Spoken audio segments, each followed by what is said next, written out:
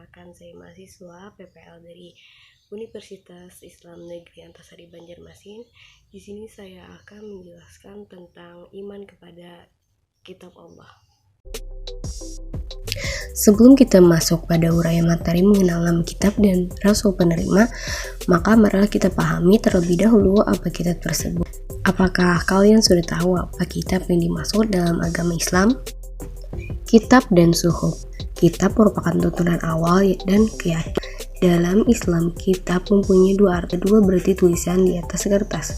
Biasanya yang sering dipakai adalah arti yang pertama. Suhuf atau sahifah artinya wahyu yang diterima oleh nabi-nabi dan rasul Allah Subhanahu wa taala yang dikumpulkan, yaitu semacam lembaran atau brosur-brosur kecil. Kumpulan suhuf itulah yang dinamakan kitab. Bentuknya lebih besar dari suhuf. Kadang-kadang suhuf diartikan juga dengan kitab. Para rasul Allah Subhanahu wa taala yang menerima suhuf-suhuf tersebut ialah Nabi Ibrahim alaihissalam dan Nabi Musa alaihissalam.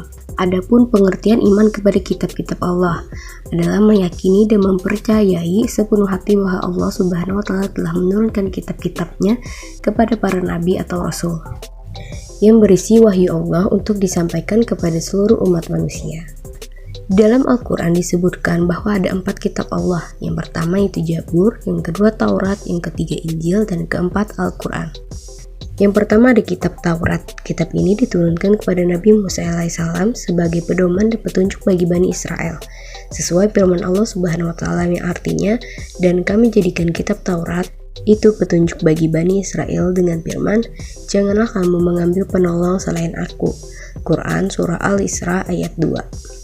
Yang kedua ada kitab Zabur. Kitab ini diturunkan kepada Nabi Daud alaihissalam sebagai pedoman dan petunjuk bagi umatnya. Firman Allah yang artinya, dan kami berikan Zabur kepada Daud.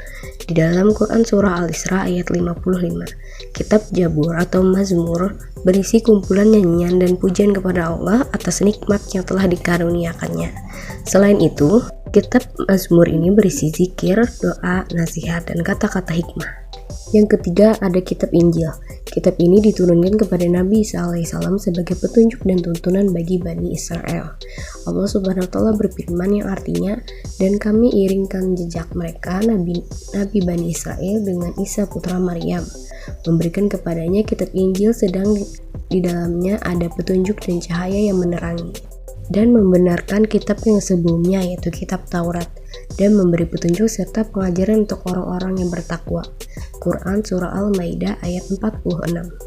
Yang terakhir ada kitab Al-Quran. Kitab suci Al-Quran diturunkan kepada Nabi Muhammad SAW untuk dijadikan petunjuk dan pedoman bagi seluruh umat manusia, bukan hanya untuk bangsa Arab, sebagaimana firman Allah yang artinya, Maha Suci Allah yang telah menurunkan Al-Furqan atau Al-Quran kepada hambanya agar dia menjadi pemberi peringatan kepada seluruh alam. Di dalam Quran Surah Al-Furqan ayat 1. Adapun fungsi iman kepada kitab Allah. Kitab-kitab suci yang diturunkan oleh Allah Subhanahu wa taala ini juga mempunyai berbagai fungsi dalam kehidupan umat manusia. Adapun fungsi dari beriman kepada kitab-kitab Allah diantaranya, yang pertama sebagai petunjuk serta pedoman hidup manusia. Yang kedua menambah kekuatan iman umat manusia. Yang ketiga menambah panduan umat manusia dalam beribadah di segala bidangnya.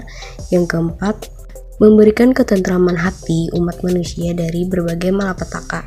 Yang kelima, menolong umat manusia untuk meraih kebahagiaan hidup dunia dan akhirat.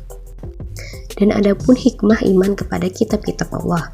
Yang pertama, melalui kitab-kitab yang diturunkannya kita bisa percaya bahwa Allah Subhanahu wa taala itu ada atau wujud. 2. Tahu dan melaksanakan apa-apa saja perbuatan-perbuatan yang baik dan benar, dan menjauhi perbuatan-perbuatan yang tidak terpuji atau tercela. Yang ketiga, tahu akan kabar atau berita-berita yang gaib, baik bisa dicerna oleh akal maupun tidak. Yang keempat ada dengan iman itu sendiri, seorang minimal sudah bisa bersyukur atas segala apa yang diberikan olehnya. Juga senantiasa belajar dan menghayati apa yang ada dalam kitab suci tersebut atau ayat-ayat kauliyah. Penjelasan yang telah saya paparkan tadi semoga bermanfaat. Wassalamualaikum warahmatullahi wabarakatuh.